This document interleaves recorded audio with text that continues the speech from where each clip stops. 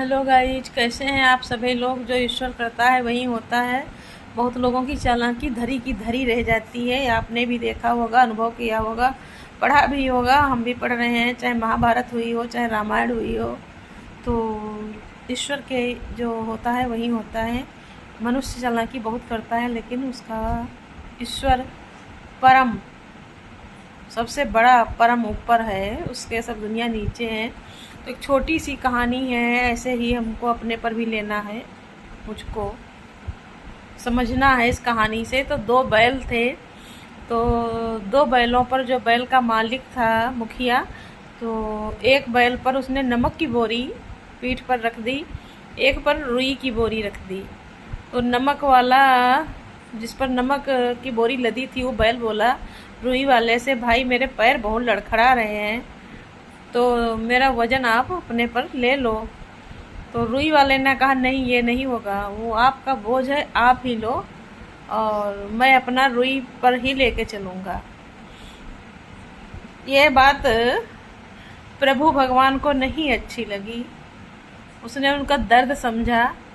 तो थोड़ी देर में बारिश हो गई, बहुत तेज़ बारिश से जो नमक था वो पिघल के चला गया, बोरी हल्की हो गई, और जो रुई वाला बैल था, हल्के जिसका हल्का था भार, वो रुई पानी बारिश से भीग गई, तो रुई वजन हो गई।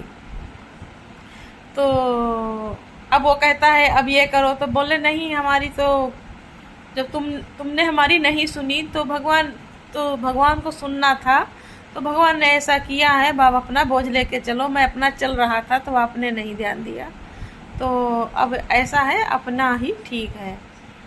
तो कहने का मतलब ये है, कभी इंसान का जो होता है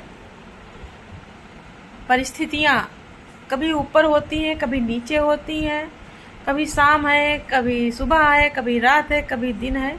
तो कब भगवान कब किसको नीचे से ऊंचा करते हैं, राई से पर्वत करते हैं, कब पर्वत से राई करते हैं। तो अगर हमें हो सके जीवन रूपी पहिए में, गाड़ी में, रास्ते में, अस्पताल में, भविष्य में, पढ़ाई में, जहाँ जैसी कोई मदद मांगता है, तो कोई 100 मांगता है तो 10 की वैल्यू है हमारे पास, 10 दे दें। और अगर हमारे पास कोई भूखा है, प्यासा है, हमारे पास कुछ ज़रूरत से ज़्यादा सामान है, तो उसको ना एहसान दिखा करके चुपचाप मदद कर दें। मेरा ये निजी मानना है। और बाकी तो पालने वाले सबका ईश्वर हैं, ईश्वर ही पालनहार हैं, वही सेवनहार हैं, वही दुख सुख देने वाले हैं।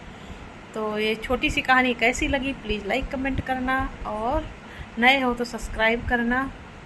और ये कहानी हम सबकी है। किसी का परिवार होता है, 4 बच्चे पढ़ने वाले होते हैं, किसी के 4 बच्चे शादी करने वाले होते हैं, अब परिवार छोटे हो गए हैं।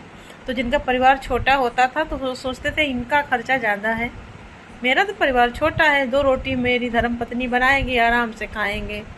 परिवर्तन ऐसा होता है कि 4 बच्चों वाले बढ़िया सुखी हैं, और छोटे परिवार वाले दुखी हैं। तो ये बैल वाली तो है, और अपने आसपास आप देखोगे तो समझ जाओगे। मैं ज़्यादा ज्ञान नहीं दूंगी, लेकिन कहानी प्रेरणा वाली होती है तो अच्छी होती है, उन्हीं से समझना चाहिए हम लोगों को। राधे राधे सभी लोगों को। कल छठ पर्व है, तो किसी का बोझ हो तो थोड़ा उतार लेना, माता रानी आप पर कृपा कर देंगी।